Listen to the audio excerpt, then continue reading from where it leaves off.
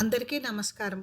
నా ఈ వీడియో మీకు నచ్చినట్లయితే షేర్ చేయండి, లైక్ చేయండి, సబ్స్క్రైబ్ చేయండి.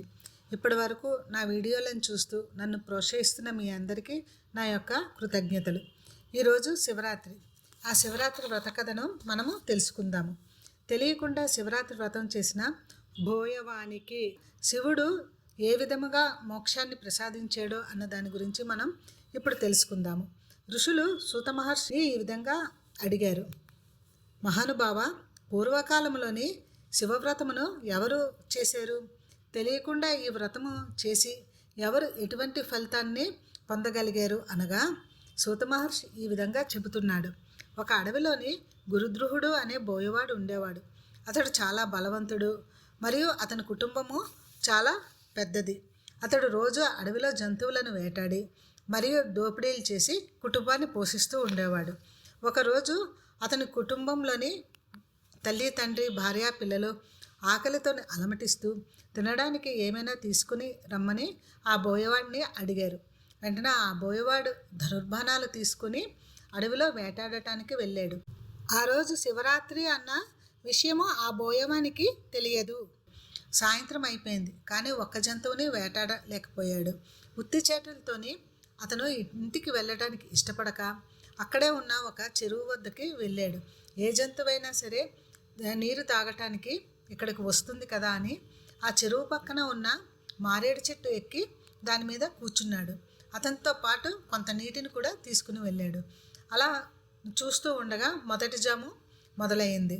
ఒక లేడి పరుగున అక్కడికి నీరు తాగటానికి వచ్చింది. లేడిని చూసి ఆనందంతో బోయవాడు ధనుర్బాణాలతోని లేడిని చంపటానికి సిద్ధపడుచుండగా ఆ అలికిడికి కొన్ని మారేడాకులు, అతను తెచ్చుకున్న నీటిలో నుంచి కొన్ని నీటి చుక్కలు కిందనున్న శివలింగం మీద పడినవి. ఈ విధంగా బోయవానికి తెలియకుండానే మొదటి జాము పూజ పూర్తయినది. ఈ అలికిడికి, ఆకుల చప్పుడికి అక్కడున్న లేడి తలెత్తి పైకి చూసింది. అప్పుడు బోయవాడు ఈ లేడిని చంపటానికి సిద్ధంగా ఉన్నాడు. అప్పుడు లేడి బోయవాడిని ఈ విధంగా అడిగింది, నీవేం చేయుచున్నావు అనగా, బోయవాడు నిన్ను చంపి నేను నా కుటుంబము నీ మాంసంతో ఆకలిని తీర్చుకుందాము అనగా లేడి ఈ విధంగా చెప్పడం ప్రారంభించింది. నేను నా పిల్లలని నా భర్త దగ్గరికి వదిలి మరలా నీ వద్దకు వచ్చేదను, అందుకు నన్ను ఇంటికి వెళ్ళనివ్వుము అని అడగ్గా బోయవాడు వెళ్ళటానికి అనుమతి ఇవ్వలేదు. అప్పుడు లేడి ఈ విధంగా చెప్పింది, బ్రాహ్మణుడు వేదములు అమ్ముకునినను 3 పూట్ల సంజ చేయకపోయినా కలుగు పాపములు అన్నీ నాకు వస్తాయి, అందువలన నన్ను విడిచిపెట్టుము అని అడిగింది. నా పిల్లలని నా భర్తకు అప్పగించి తిరిగి నీ వద్దకు వస్తాను, అప్పుడు నన్ను చంపి నా మాంసంతోని నువ్వు నీ కుటుంబము పూజించండి అనేసి చెప్పింది. అది విన్న పిమ్మట బోయవాడు అంగీకరించి లేడిని ఇంటికి వెళ్ళమని చెప్పాను. రెండో జాము మొదలైంది. ఈలోగా ఒక లేడీ తన అక్కని వెతుక్కుంటూ చెరువు వద్దకు నీటిని తాగటానికి వచ్చింది. అప్పుడు ఆ లేడీని చూసిన బోయవాడు ఆ లేడీని చంపటానికి సిద్ధపడుతుండగా కొన్ని మారేడు ఆకులు, కొంత జలము కిందనున్న శివలింగంపై పడినవి. ఆ విధముగా బోయవానికి తెలియకుండానే రెండో జాము శివపూజ పూర్తయింది. ఈ అలికిడికి లేడి తల ఎత్తి బోయవాడిని చూసింది.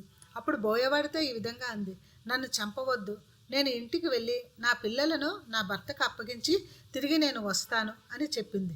కానీ బోయవాడు ఆ లేడి మాటలను ఒప్పుకోలేదు. అప్పుడు లేడి ఈ విధంగా చెప్పడం ప్రారంభించింది, నేను తిరిగి రానిచో నా పుణ్యమంతను నేను పోగొట్టుకుంటాను. అంతేకాకుండా విష్ణు భక్తుడైన వాళ్ళు శివుణ్ణి నిందిస్తే ఎటువంటి పాపము వస్తుందో అదే పాపాన్ని నేను పొందుతాను అని చెప్పగా ఆ మాటలు వినిన బోయవాడు ఆ లేడిని ఇంటికి వెళ్ళమని చెప్పాను.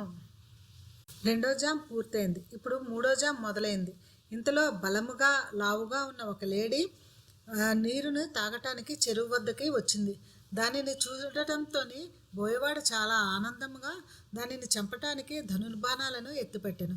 ఈ అలికిడికి కొన్ని ఆకులు, కొంత నీరు కిందనున్న శివలింగంపై పడినవి. ఆ చప్పుడికి అక్కడ ఉన్న లేడీ తలెత్తి బోయవాడిని చూశాను. నీవు ఏమి చేయుచున్నావో అని బోయవాడిని అడిగితే బోయవాడు ఈ విధంగా చెప్పాను, నిన్ను చంపి నీ మాంసమును వండుకొని నేను నా కుటుంబము హాయిగా భుజింతమని చెప్పాను. అప్పుడు ఆ బోయవాడు ఈ విధంగా అనేసరికి లేడీ ఈ విధంగా అంది, బోయవాడా, నేను నా పిల్లలను నా భార్యలకి అప్పగించి వస్తాను. అప్పుడు నీవు నన్ను చంపి వండుకొని భుజించవచ్చు అని చెప్పగా, బోయవాడు ఇప్పటి వరకు 2 జింకలు ఈ విధముగానే చెప్పి వెళ్ళినవి, కానీ ఇంతవరకు తిరిగి రాలేదు.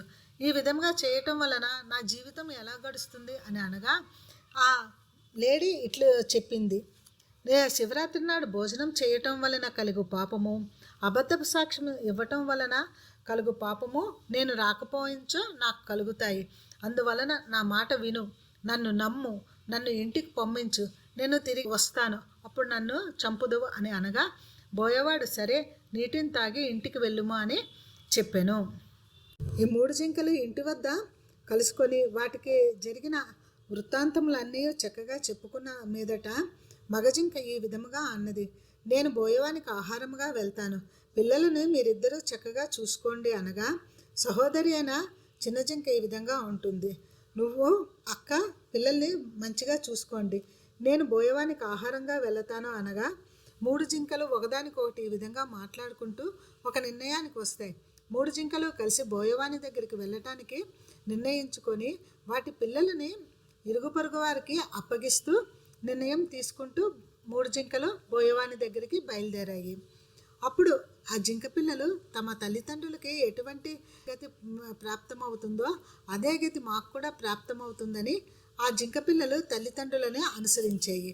ఈ జింక పరివారము ని చూసిన బోయవాడు ధనుర్బాణాలను ఎక్కుపెట్టి చంపటానికి సిద్ధమవుతుండగా కొంత మారేడు పత్రి, కొంత జలము కిందనున్న శివలింగం మీద పడతాయి. ఆ విధంగా 4వ జాము పూజ కూడా బోయవానికి తెలియకుండానే జరిగిపోయింది.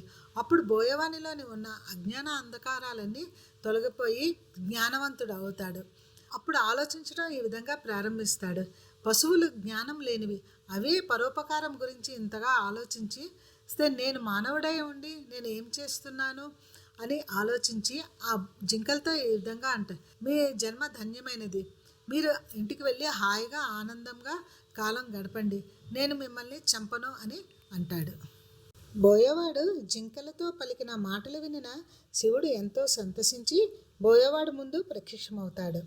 బోయవాడిని చూస్తూ శివుడు ఈ విధంగా అంటాడు, ఓ బోయవాడా, నీవు చేసిన వ్రతానికి నేనెంతో సంతోషించాను, నీవు వరము కోరుకో అని పలకగా, బోయవాడు శివుణ్ణి చూసి సంతోషంతో ఆయన కాళ్ళపై పడి, శివ, నీ దర్శనంతో నాకు అన్నీ లభించేయి, నాకు ఎటువంటి వరము వద్దు అనగా, శివుడు ఆ బోయవానికి గుహుడు అన పేరు పెట్టి ఈ విధముగా అంటాడు, నువ్వు శృంగబేరిపురంకి వెళ్ళు, అక్కడ రాజుగా ఉండు, అష్టైశ్వర్యాలను అనుభవించు, అలాగే నీ వంశము కూడా వృద్ధి చెందుతూ ఉంటుంది. త్రేతాయుగంలోని శ్రీరాముడు నీ ఇంటికి వస్తాడు, నీతో స్నేహము చేస్తాడు, అదే విధముగా నా భక్తులను ఎల్లవేళలా చూస్తూ ఉండు అని చెప్తాడు. అదే సమయంలోని జింకలన్నీ కూడా శివదర్శనం పొందటం వలన వాటికి కూడా ముక్తి లభించింది.